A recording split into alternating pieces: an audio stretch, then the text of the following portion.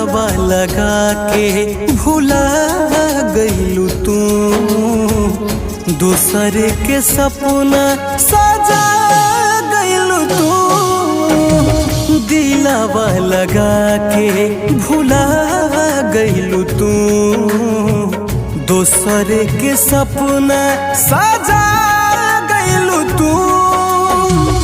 तोड़े बात बानी याद में तोहरा, प्रीत के दामन छोड़ा गइलू तू। दिलावा लगा के भुला गइलू तू, दूसर के सपना सजा गइलू तू।